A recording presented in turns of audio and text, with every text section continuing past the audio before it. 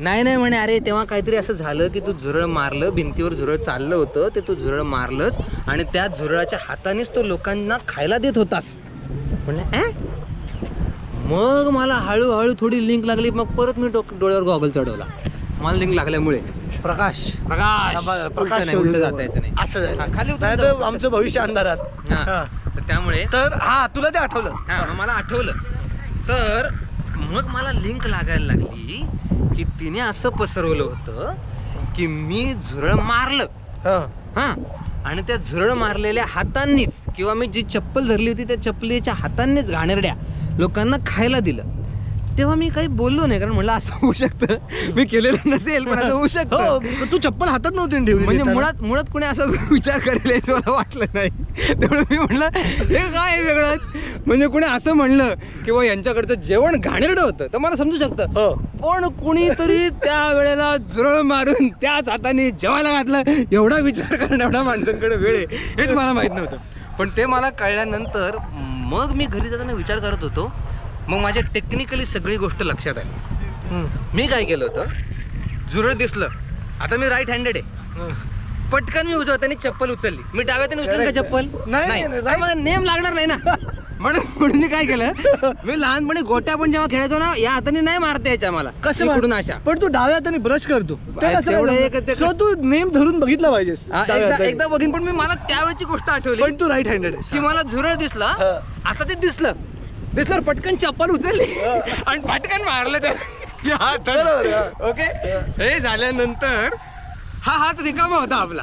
Okay, हे टाकली चप्पल खाली आणि या हाताने काय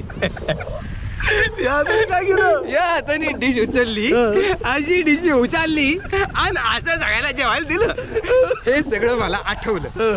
आणि आता याच्यात दोन गोष्टी, टेक्निकल गोष्टी अत्यंत महत्वाच्या. जर मी हा हात जेवायला लावलाच नाही, मुळात हात झुरळाला पहिली गोष्ट लावलाच नाही, पण तू चपलेला लावला, ज्याने तू खूप झुरळ मारली. ओके, आता इनडायरेक्टली तू झुरळा हात लावलेला. आता पुढे ऐकतो का? तर नाही, त्या बाईचं खूप चुकीचं नव्हतं. हा ऐकतो पुढे, बोल. पण हा हात अन्नाला लागलाच नाही का? तू डाव्या हाताने दिला, हा हात लागला अन्नाला. आता दुसरा मुद्दा, मी हाताने फक्त डिश उचलली, हाताने अन्न कुठलंच पकडलं नाही. करेक्ट आहे. हीट ट्रान्सफरचा नियम असतो. हीट ट्रान्सफरचा नियम असतो की उष्णता ही जास्त उष्णतेच्या पदार्थाकडनं कमी उष्णतेच्या पदार्थाकडे वाहते, तसं जास्त घाणीकडनं कमी घाणीकडे जायला टच तर व्हायला पाहिजे का नाही. सो तुझा उजवा हात लागलाच नाही. उजवा हात कुठंच नाही लागला आपला. आपण डाव्या हाताने पटकन डिश देऊन टाकल्या. ओके, आता हे सगळं व्हायला सगळं मला एकदम युरेका म्हणलं, आता आपल्याकडे फुल पॉईंट आहे, आता आपण प्रूव्ह करू शकतो. सो मला मग असं वाटायला लागलं की मुलांना कशाला त्रास, म्हणजे जागेला एवढा कशाला स्ट्रेस झाला पाहिजे, म्हणून मग मी त्या बाईला फोन करायला लागलो की तिला सांगण्यासाठी की असं नाही. अच्छा, म्हणून तिची मुलगी बोलत नाहीये का?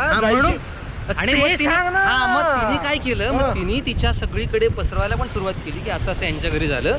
आणि मला त्याच्यावरनं असं वाटलं की तिने तिच्या मुलीला सांगितलं असावं की असं असं घाणेरडी माणसं आहेत, त्यांच्या नादी लागू नको, ती मुलगी अजून घाणेरडी असणार आहे याची, असं काहीतरी सांगितलेलं असू शकतं. किंवा ती आपले व्हिडिओ पण पाहत असेल. नाही, नको एवढं घाणेरडं नको काहीतरी आपण बोलायला. ओके, तर तू काय केलं मग?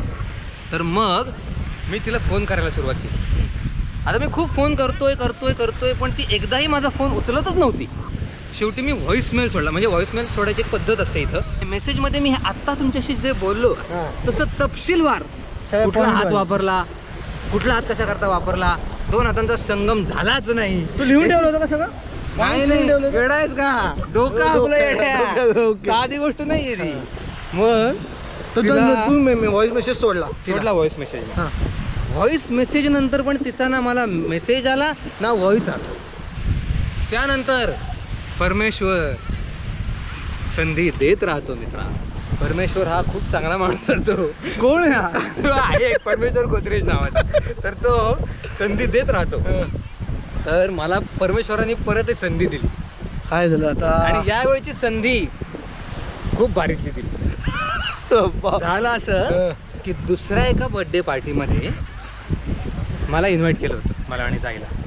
लहान मुलांच्या पण मोठे म्हणून सगळे मोठे होते त्याच्यामध्ये. ओके. आणि ती पार्टी अशी होती मित्रा, ऍक्च्युली मोठ्यांसाठीच होती. लहान मुलांचं त्यात फारसं काही नव्हतंच. कोपऱ्यात खेळत राहायचं. ह्या दारू ठेवल्या होत्या वेगवेगळ्या प्रकारच्या आणि मुलांना काय फक्त ऍपल ज्यूस. मी म्हणलं अरे या पार्टी त्यांचं काही कामच नाहीये. तर गेलो आम्ही त्या पार्टीला बरं का. आणि तिथे कोण असेल मित्रा आलेली होती तिथं शूरपणा का नाक कापायला तयार होतो मी तिचं मित्रा. मी तिला तिथे पण परत एकदा म्हणलं आपण थोडं समजावण्याच्या मूडमध्ये जाऊ. शेवटी कसा अंगद दूध पाठवलं होतं रामा आणि रावणाकडे शेवटचा दूध, तसं मी एकदा शेवटचा माझा दूध मनातला पाठवला. म्हणलं तुम्ही फार ताणताय म्हणलं हे प्रकरण, त्याला काही अर्थ नाही आणि मुळामध्ये असं काही घडलेलंच नाही. सो स्टॉप इट म्हणलं तुम्ही फालतूपणा करू नका. मुलींचं आयुष्य असं हे करू नका तुम्ही. आणि तुमच्या मुलीला विचारा तिची इच्छा आहे का जायची बोलण्याची का नाही. नाही मुलांची असतेच, त्यांना काही कळत नसतं. ती बिंडो का तिचा आवाज चढवायला लागली. म्हटलं अहो पार्टी आहे, दुसऱ्या कोणाच्या तरी घरी आहे, ह्याचा तरी जरा विचार करा म्हटलं. तुम्ही ऐकायला तयार नाही, काही नाही आणि आरडाओरडा चालू. मी शांत बसलो.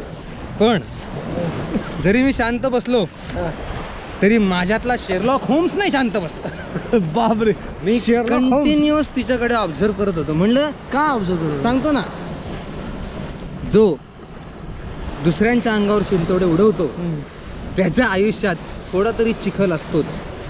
बीजेपी सारखा कमळ उगवले चिखलात ना, पण चिखल असतोच थोडासा. प्रदीप जोशींच्या नावाने असेल ते काय असं कितीतरी असू कोणी असेल.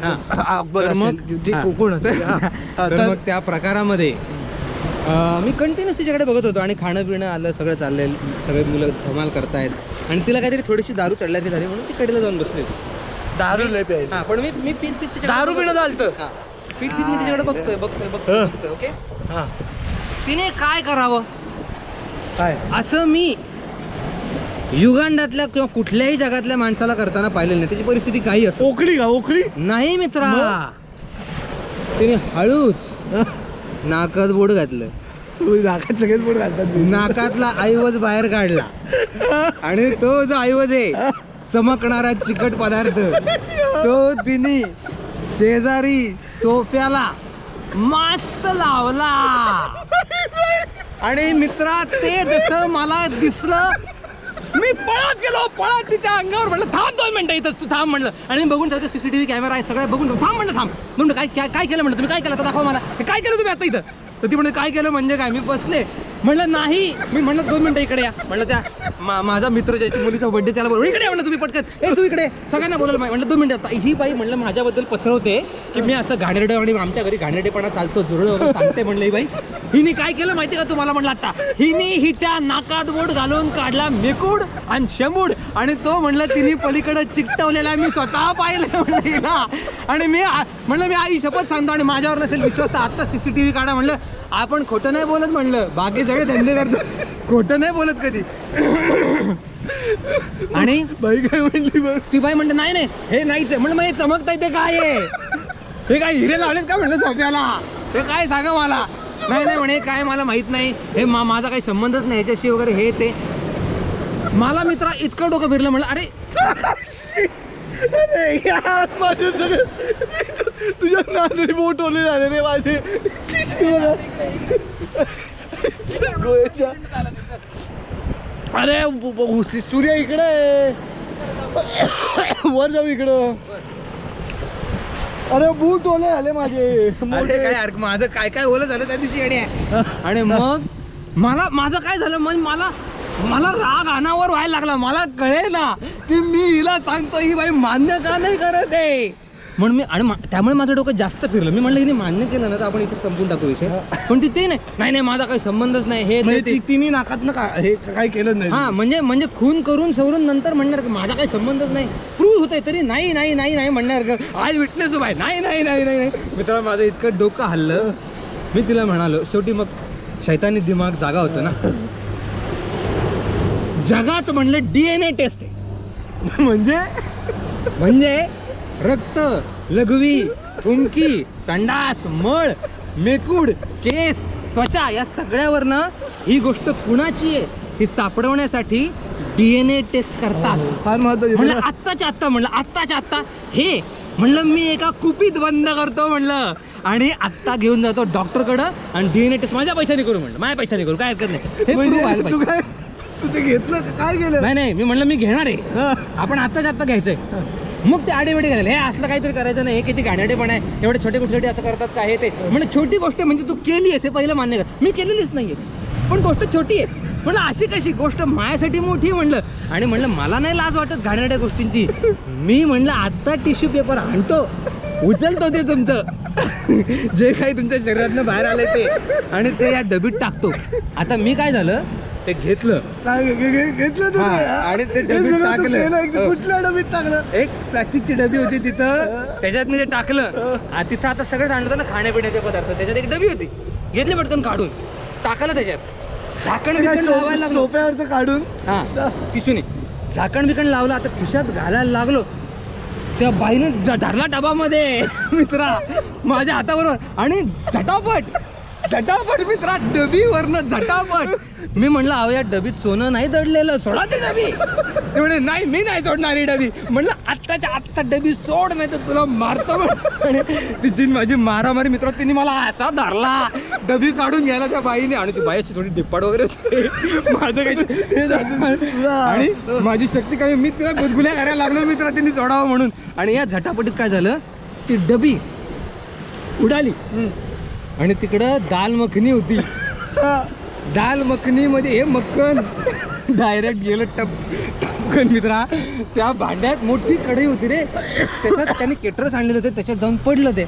मग मी त्या बाईला म्हणलं आता आपला दिमाग थांबत नाही ना मित्रा, आपला दिमाग इसके भी आगे, चाचा चौधरी का दिमाग कम्प्युटर से तेज तसं आहे ते. आणि आपला, आणि तू चिडल्यावर ते ज्युपिटरवर हे फुटले असतील. हा बस ते बस. आणि मग काय आलं, मग त्या बाईला मी म्हणालो आता तुम्ही मला खरं खरं सांगा म्हणलं ते आहे का नाही. तर तिला हायचं वाटलं ना, डीएनए टेस्ट नाही होणार, नाहीच आहे हे नाहीच आहे, असं ती एकदम आनंदाने म्हणायला लागलं. म्हणलं नाहीच आहे ना, म्हणजे ते घाण नाही आहे ना, म्हणलं नाहीये. आत्ताच्या आत्ता म्हणलं दाल मखनी खायची. माझ्या समोर म्हणलं ती दाल मखनी, मस्त राईस घ्या म्हणलं तुम्ही, त्याच्यात मी डावाने घालतो आणि तुम्ही हाना म्हणलं दाल मखनी, आता तुम्ही खावा म्हणलं तुम्ही. मग जे का दंगा सुरू झाला, नाही याव नाही त्याव नाही. मग एवढे माझे मित्र पण माझ्या बाजूने झाले सगळे. मग ते सगळे म्हणाले म्हणजे तू खोटेच बोलतेस, हा सूर्य हा जयद्रथ इथला इथं. आणि त्याच्यानंतर मित्र असं झालं उलट, आता तिच्या पोरीला सगळ्या पोरींनी शाळेतल्या बॉयकॉट केलंय आणि कुणीच तिच्याशी बोलत नाही. शेवटी मीच जायला म्हणालो, म्हणलं लहान मुलांचं असं नको, लोक सगळे नाकात बोट घालतात. म्हणलं अरे मी तर असं तिला कशाला सांगू ना मी. म्हटलं की हे सगळं तू आता सोडून दे आणि तिला मात्र तू तुझ्यात घे म्हणलं, हे असं छोट्या मुलामध्ये नको म्हणलं. तिच्या आईचं माझं जे झालं, मग ती सांगत होती आई, तिची मुलं सांगत होती तिच्या आईला आयसीयूत ॲडमिट झाली म्हणे ती. म्हणलं का कसं करता, एक खोटं पचवायला मित्र आयसीयूत जावं लागतंय, आणि ते पण साधं मेकडाचं खोटं, काय त्यात एवढं विशेष आहे. तर असा हा सगळा किस्सा झाला. पण मित्रांनो असे खूप भारी भारी किस्से आपल्या चॅनलवरती आहेत, ते सगळे बघा, खूप फनी आणि कॉमेडी किस्से आहेत. आणि सबस्क्राईब करा, शेअर करा, लाईक करा, कॉमेंट करायला विसरू नका. हा संपलाय हसून, हा मरेल काही वेळात. तर तुम्ही पण बघा आणि तुम्ही पण असे हसून मराल भरपूर बघा. मी बोलू का काही? हा बोल. वेगळं काहीतरी बोल. वेगळं येस. लाईक करा, अरे केवढं वेगळं, सबस्क्राईब करा. फार वेगळं. जोशी भारतेश्वर जोशी भारतेश्वर. चॅनलचं नाव. धन्यवाद. Bye bye.